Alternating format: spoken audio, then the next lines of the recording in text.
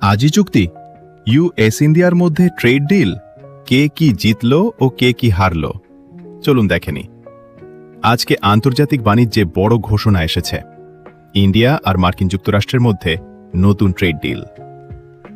এই ডিলটা শুধু শোনা কথা নয়, আজই ঘোষণা করা হয়েছে ডোনাল্ড ট্রাম্প আর নরেন্দ্র মোদীর ফোন আলাপের পর। মার্কিন যুক্তরাষ্ট্র ভারতের পণ্যের উপর প্রযোজ্য শুল্ক 25% থেকে কমিয়ে 18% করেছে। এটা বড় রিলিফ ইন্ডিয়ান এক্সপোর্টারদের জন্য। হ্যাঁ, শুনতে অবাক লাগলেও আগে শুল্ক 50% পর্যন্ত উঠেছিল। ইন্ডিয়া প্রতিশ্রুতি দিয়েছে যে তারা রাশিয়া থেকে ক্রুড অয়েল কেনা বন্ধ করবে এবং মার্কিন অথবা অন্য উৎস থেকে এনার্জি ইম্পোর্ট বাড়াবে। এটা শুধুমাত্র বাণিজ্য নয়, এটা কৌশলগত সম্পর্কের পুনর্গঠন।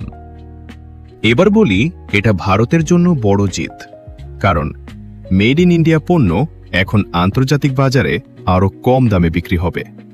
টেক্সটাইল, ফার্মা, ইঞ্জিনিয়ারিং সব খাতে ভারতের সুযোগ বাড়বে।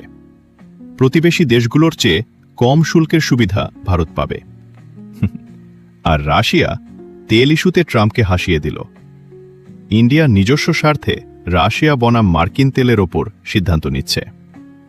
কেন্দ্রীয় মন্ত্রীরা বলছেন এই চুক্তি জবস, গ্রোথ, এমএসএমইজ আর মেক ইন ইন্ডিয়ার জন্য বড় পথ হয়ে উঠবে।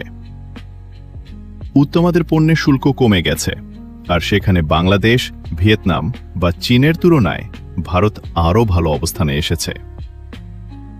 আজকের ডিলটা শুধু ট্রেড ডিল নয়, এটা ভারতের গ্লোবাল স্ট্র্যাটেজিক বিজয়। আপনি কি মনে করেন এই চুক্তি ভারতের জন্য সেরা বা বিপজ্জনক হবে? কমেন্টে জানাবেন, শেয়ার করবেন আর ফলো করবেন আরও আপডেটের জন্য। ধন্যবাদ।